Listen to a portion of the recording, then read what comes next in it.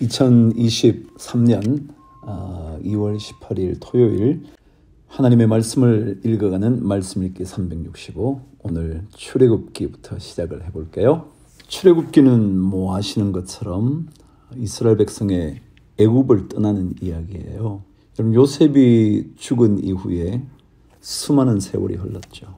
그러는 동안 이스라엘 백성들은 소수민족의 아픔을 겪게 되는 거거든요.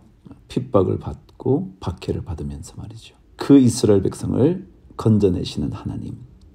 그런데 그 고통과 아픔에서 건져내는 문제보다 그들의 영적인 변화를 가져온 사건이 바로 출애굽입니다. 저와 함께 출발할게요. 야곱과 함께 각각 자기 가족을 데리고 애굽에 이른 이스라엘 아들들의 이름은 이러하니 르우벤과 시므온과 레위와 유다와 이사갈과 스불론과 베냐민과 단과 납달리와 갓과 아세리요. 야곱의 허리에서 나온 사람이 모두 70이요. 요셉은 애굽에 있었더라. 요셉과 그의 모든 형제와 그 시대의 사람은 다 죽었고 이스라엘 자손은 생육하고 불어나 번성하고 매우 강하여 온 땅에 가득하게 되었더라. 요셉을 알지 못하는 새 왕이 일어나 애굽을 다스리더니 그가 그 백성에게 이르되 이 백성 이스라엘 자손이 우리보다 많고 강하도다. 자, 우리가 그들에게 대하여 지혜롭게 하자. 두렵건대 그들이 더 많게 되면 전쟁이 일어날 때에 우리 대적과 합하여 우리와 싸우고 이 땅에서 나갈까 하노라 하고 감독들을 그들 위에 세우고 그들에게 무거운 짐을 지워 괴롭게 하여 그들에게 바로를 위하여 국고성 비돔과 람셋을 건축하게 하니라. 그러나 학대를 받을수록 더욱 번성하여 퍼져나가니 애굽 사람이 이스라엘 자손으로 말미암아 근심하여 이스라엘 자손에게 일을 엄하게 시켜 어려운 노동으로 그들의 생활을 괴롭게 하니 곧 흙 이기기와 벽돌 굽기와 농사의 여러 가지 일이라. 그 시키는 일이 모두 엄하였더라. 애굽 왕이 히브리 산파 시브라라 하는 사람과 부하라 하는 사람에게 말하여 이르되 너희는 히브리 여인을 위하여 해산을 도울 때에 그 자리를 살펴서 아들이거든 그를 죽이고 딸이거든 살려두라. 그러나 산파들이 하나님을 두려워하여 애굽 왕의 명령을 어기고 남자 아기들을 살린지라. 곳곳에 하나님의 사람들이 있어요. 그들의 생명을 걸고 예수 믿는 사람들 말이죠. 그들로 인해서 지금까지 하나님의 교회는 살아있는 것 아닐까요? 애굽 왕이 산파를 불러 그들에게 이르되 너희가 어찌하여 이같이 남자 아기들을 살렸느냐? 산파가 바로에게 대답하되 히브리 여인은 애굽 여인과 같이 아니하고 건장하여 산파가 그들에게 이르기 전에 해산하였더이다 하매 하나님이 그 산파들에게 은혜를 베푸시니 그 백성은 번성하고 매우 강해지니라. 그 산파들은 하나님을 경외하였으므로 하나님이 그들의 집안을 흥왕하게 하신지라. 그러므로 바로가 그의 모든 백성에게 명령하여 이르되 아들이 태어나거든 너희는 그를 나일강에 던지고 딸이거든 살려두라 하였더라. 사람들이 아무리 막아도요, 하나님의 놀라운 일들은 계속해서 진행된다는 것 여러분 기억하셔야 될 거예요. 누가복음 4장. 예수께서 성령의 충만함을 입어 요단강에서 돌아오사 광야에서 40일 동안 성령에게 이끌리시며 마귀에게 시험을 받으시더라. 이 모든 날에 아무것도 잡수시지 아니하시니 날수가 다함에 줄이신지라. 마귀가 이르되 내가 만일 하나님의 아들이어든 이 돌들에게 명하여 떡이 되게 하라. 예수께서 대답하시되 기록된 바 사람이 떡으로만 살 것이 아니라 하였느니라. 마귀가 또 예수를 이끌고 올라가서 순식간에 천하만국을 보이며 이르되 이 모든 권위와 그 영광을 내가 네게 주리라. 이것은 내게 넘겨준 것이므로 내가 원하는 자에게 주노라. 그러므로 내가 만일 내게 절하면 다 내 것이 되리라. 예수께서 대답하여 이르시되 기록된 바 주 너의 하나님께 경배하고 다만 그를 섬기라 하였느니라. 또 이끌고 예루살렘으로 가서 성전 꼭대기에 세우고 이르되 내가 만일 하나님의 아들이어든 여기서 뛰어내리라. 기록되었으되 하나님이 너를 위하여 그 사자들을 명하사 너를 지키게 하시리라 하였고 또한 그들이 손으로 너를 받들어 내 발이 돌에 부딪히지 않게 하시리라 하였느니라. 예수께서 대답하여 이르시되 주 너의 하나님을 시험하지 말라 하였느니라. 마귀가 모든 시험을 다한 후에 얼마 동안 떠나니라. 예수님께서 사탄에게 시험을 받으신 것 우리에게 깨우치시는 하나님의 교훈일 거예요. 주님 아닌 하나님 아닌 다른 것에 절한다든지 말이죠.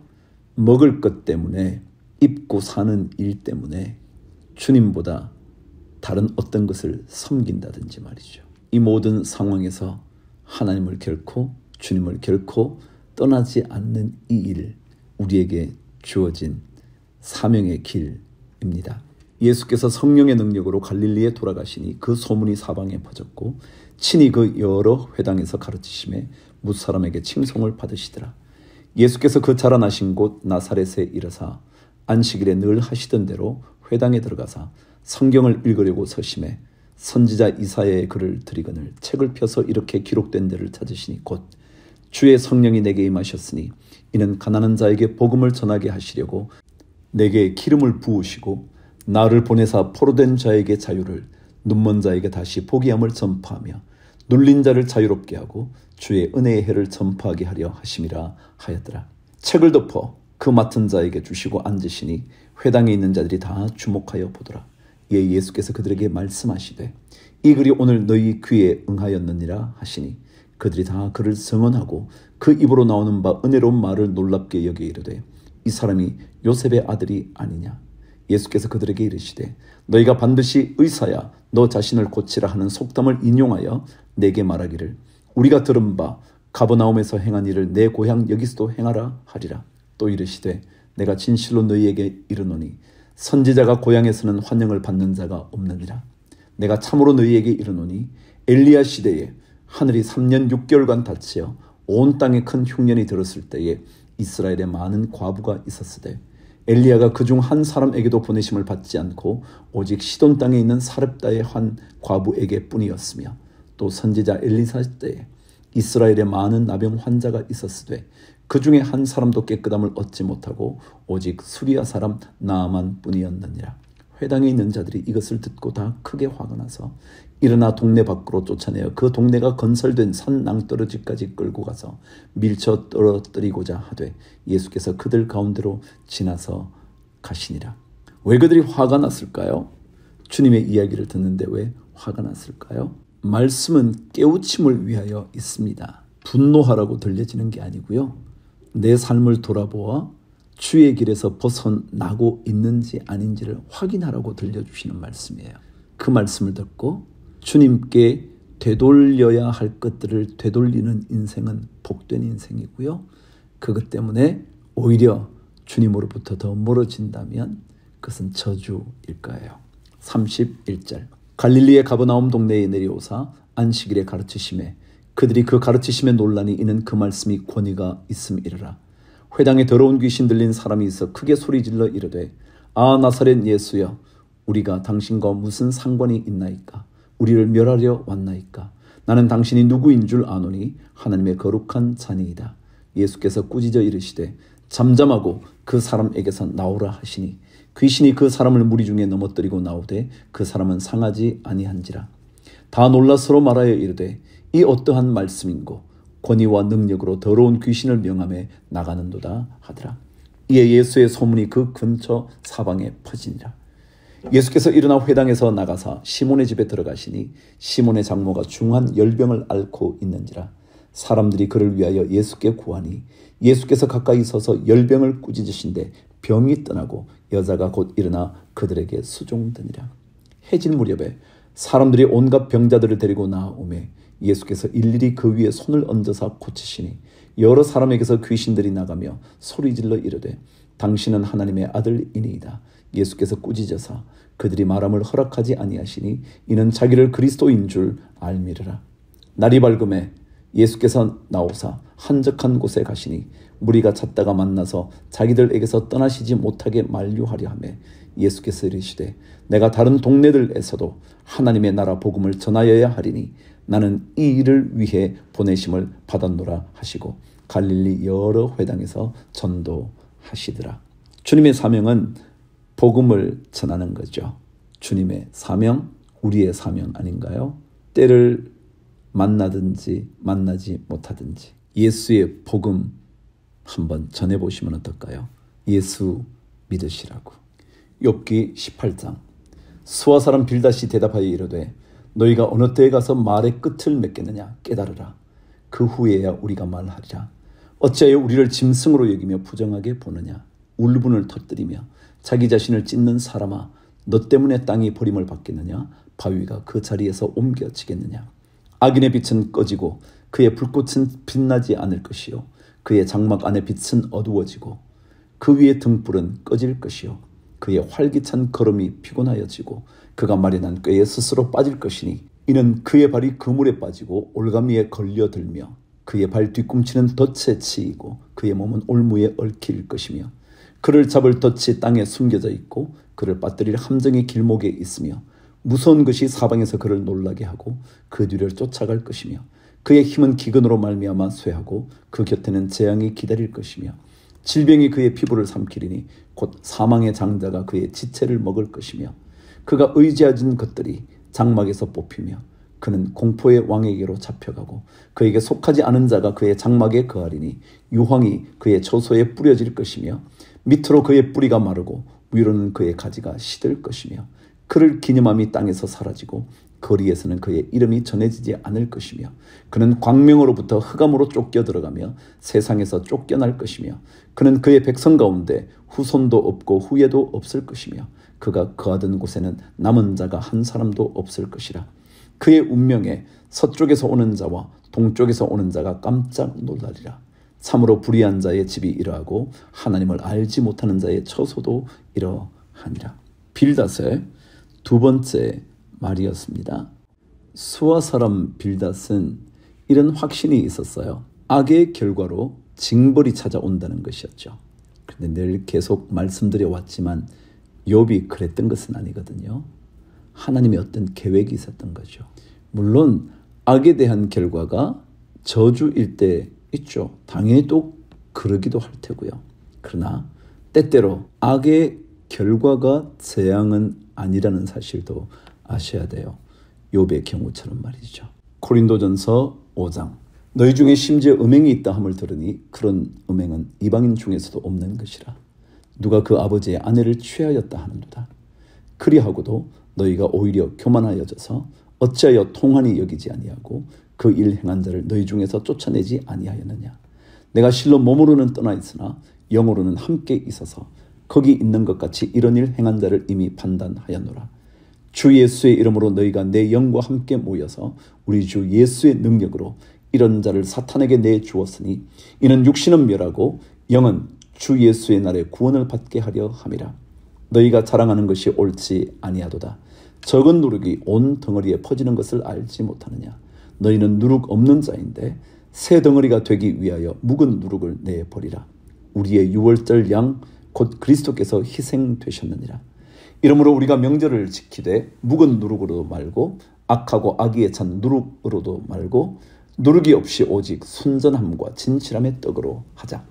내가 너희에게 쓴 편지에 음행하는 자들을 사귀지 말라 하였거니와 이 말은 이 세상에 음행하는 자들이나 탐하는 자들이나 속여 빼앗는 자들이나 우상 숭배하는 자들을 도무지 사귀지 말라 하는 것이 아니니 만일 그리하려면 너희가 세상 밖으로 나가야 할 것이라. 이제 내가 너희에게 쓴 것은 만일 어떤 형제라 일컫는 자가 음행하거나 탐욕을 부리거나 우상 숭배를 하거나 모욕하거나 술 취하거나 속여 빼앗거든 사귀지도 말고 그런 자와는 함께 먹지도 말라 함이라.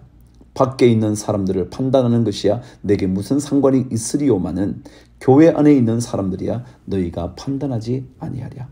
밖에 있는 사람들은 하나님이 심판하시리니와 이 악한 사람은 너희 중에서 내쫓으라. 공동체 안에 악을 어떻게 처리해야 될 것인가 참 어려운 숙제입니다. 그러나 악을 공동체 안에서 계속 내버려 두는 것은 특별히 주의해야 할 것이다. 적어도 이 정도는 우리가 알아야 하지 않을까요? 악을 허용하는 공동체가 아니라 악을 저항할 수 있는 그런 공동체요. 자, 오늘 호세아 6장 말씀으로 넘어갑니다. 호세아 6장 오라 우리가 여호와께로 돌아가자. 여호와께서 우리를 찢으셨으나 도로 낫게 하실 것이요 우리를 치셨으나 싸매어 주실 것임이라. 여호와께서 이틀 후에 우리를 살리시며 셋째 날에 우리를 일으키시리니 우리가 그의 앞에서 살리라. 그러므로 우리가 여호와를 알자. 힘써 여호와를 알자. 그의 나타나심은 새벽빛같이 어김없나니 비와 같이 땅을 적시는 늦은 비와 같이 우리에게 임하시리라 하니라. 에브라임아, 내가 네게 어떻게 하랴? 유다야, 내가 네게 어떻게 하랴? 너희의 인애가 아침 구름이나 쉬 없어지는 이슬 같도다. 그러므로 내가 선지자들로 그들을 치고 내 입의 말로 그들을 죽였노니 내 심판은 빛처럼 나오느니라. 나는 인애를 원하고 제사를 원하지 아니하며 번제보다 하나님을 아는 것을 원하노라. 그들은 아담처럼 언약을 어기고 거기에서 나를 반역하였느니라. 길르앗은 악을 행하는 자의 고을이라 피 발자국으로 가득 찼도다. 강도 때가 사람을 기다림같이 제사장의 무리가 세겜 길에서 살인하니 그들이 사악을 행하였느니라. 내가 이스라엘 집에서 가증한 일을 보았나니 거기서 에브라임은 음행하였고 이스라엘은 더럽혀졌느니라. 또한 유다여, 내가 내 백성의 사로잡힘을 돌이킬 때에 내게도 추수할 일을 정하였느니라. 아멘. 그 당시 제사는요, 동물을 잡아 하나님께 드리는 거였죠. 동물을 바칠 수 없는 정도였다면 그 경제적인 어려움을 고려해 곡물을 드리도록 또 하긴 했지만 말이죠. 그런데 그 제사가 어느새 그들에게는 하나의 형식으로만 남게 됐어요. 마음은 떠났고요. 형식만 남은 거죠. 그래서 주님은 호세아를 통하여 번제보다 하나님 아는 것, 하나님 안다는 게 뭐예요? 알게 되면 여러분 더 많은 것을 깨닫게 되고 보게 돼요. 못 본 것들을 볼 수 있게 돼요. 그게 아는 거거든요. 그래서 이런 말도 있잖아요. 아는 만큼 보인다고요. 우리가 하나님의 놀라운 것들이 너무 많아요. 우리에게는 말이죠. 그런데 하나님을 알면 알수록 그 놀라운 하나님의 것들이 하나둘씩 드러나요. 그래서 하나님과의 관계가 깊어지죠.